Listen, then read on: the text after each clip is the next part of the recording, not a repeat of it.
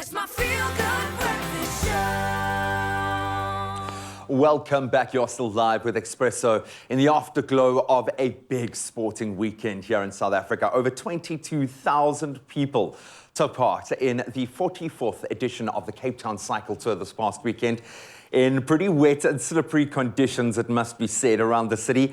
Kim Lacourt came out on tops in the women's race again as she defended her title from last year and claimed now a third win at this event. And the 2021 SA Road champion Mark Pritson won the men's race for the first time. And I stress first time because he might do it again. Both of them now join us this morning looking unbelievably fresh. Come on, guys, could you not look a little bit tired? And so you're not even like hobbling. I'm going to start with you, Kim. How are you feeling? 2 in the bag. You've defended your title, which is not easy to do in pretty tough conditions. How are you feeling? Yeah, I just lost for words, to be honest. I got asked this question so many times yesterday that for now I don't even know what to say. Now I'm really happy. It was very nerve-wracking going into yesterday. A lot of pressure on my back, defending the title, and super pleased it planned out the way I wanted it to be. Super hard race. The weather condition made it even harder. Yeah, super happy. When you say it panned out how you wanted to, what was the plan? How did you think this was going to play out? And what were you met in terms of those the race day conditions? I mean, you can never plan it in advance, but I was hoping that it would finish in a small group of max 5 riders, so it's not such a big bunch of sprinters.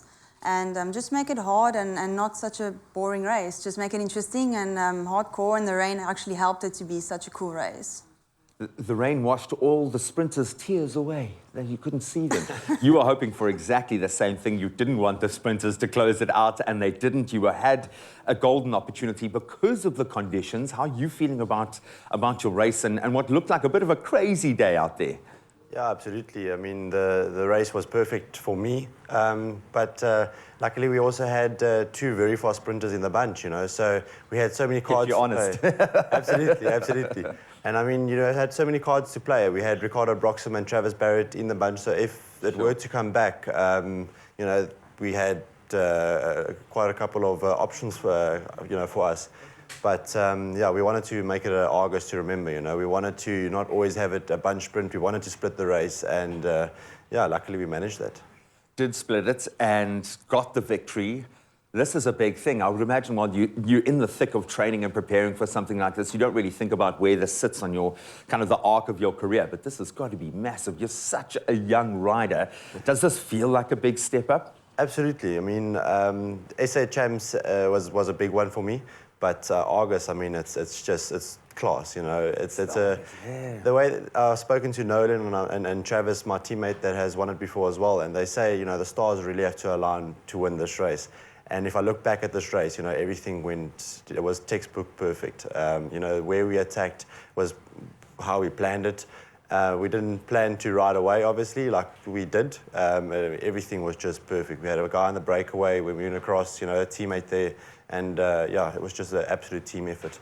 You talk about the stars aligning. How many times are the stars going to align for you now? It must feel like an incredible feat. Do you feel like this is your race now to take ownership? How do you build the mental strength going into an event like this? Because on the day, anyone literally can take it in a sprint. How do you create that culture of winning? Because surely you've got to have the self-belief first, and then everything else falls into place. Yeah, I don't know. I think back then when I won my first one, I was more of a sprinter than anything, and it actually finished in the bunch sprints. But the more the years went, the more, I guess, I matured as a rider, and I just wanted to be more aggressive in the racing. I don't know, it just works out every time. Like, I mean, last year, 2 years ago, it didn't work out. So, you know, it can be also a bad day on the bike. But yeah, everything just has to go as planned, like Mark said. And luckily for me, it does work out like I wanted when I wanted. So, yeah. No, we love it, man. And there is something magical about this race because so many people are taking part. And I always kind of forget about the competitive element at the front of the field when you're out there as a weekend warrior, just enjoying it. But it is a beautiful event to win because of where it sits in the calendar. It's nice and early in the year. It's a springboard for the rest of the year. What is next? What are you going to use this platform to excel to for the next main goal? So the next main goal is Cape Epic, which starts on Sunday. Yeah, and then maybe heading over to Europe for a couple of months again, just to go and race there and you know, gain experience, and racing against those guys is just another level. So go and, gain maybe some extra watts and come back and use it next year when I come back for the August. Because now we can actually travel and we can actually take part. What's next for you? What are the goals this year? Because you've started on the perfect note.